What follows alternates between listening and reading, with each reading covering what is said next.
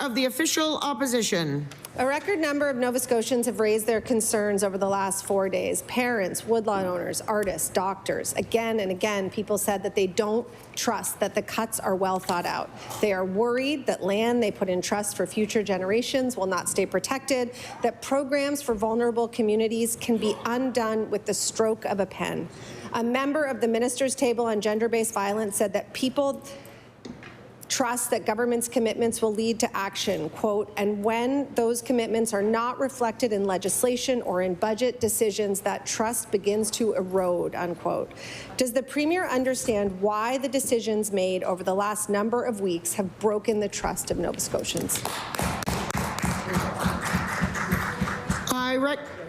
I recognize the Honourable Minister of Housing. Speaker. Thank you, Madam Speaker. Madam Speaker, I heard the terms survivors of gender-based violence, and we're talking, the opposition party would like to talk about what's been reduced in the budget, but what's been improved in the budget is $10.9 million to make 310 more rent subsidies available for survivors of gender-based violence. Madam Speaker, I don't know if we're in a tug of war, and the opposition don't know if they're going to push or pull the rope. I don't know which way it's going. You don't spend, don't spend. $288 million to supply 3,000 affordable units, Madam Speaker. This budget is incredible. It's the best we can do in a tough time.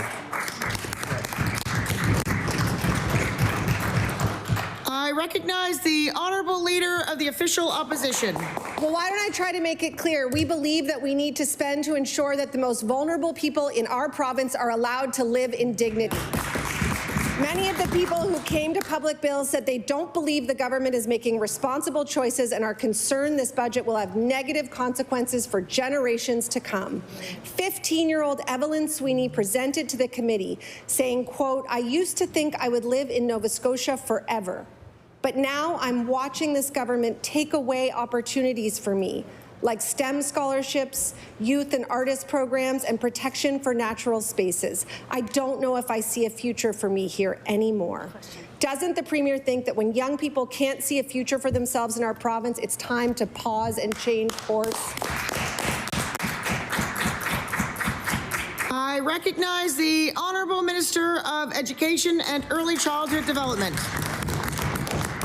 Thank you, Madam Speaker. And I find it ironic that the Leader of the NDP stands up and talks about protecting vulnerable Nova Scotians when that party voted against indexing income assistance, when that party voted against the lunch program, the breakfast program, Madam Speaker. That party voted against tax reductions. In fact, that party is advocating for tax increases here in Nova Scotia, Madam Speaker. And that's exactly what they did last time they were in power. They took $6 billion away from Nova Scotians, Madam Speaker, with a 2% tax increase, Madam Speaker.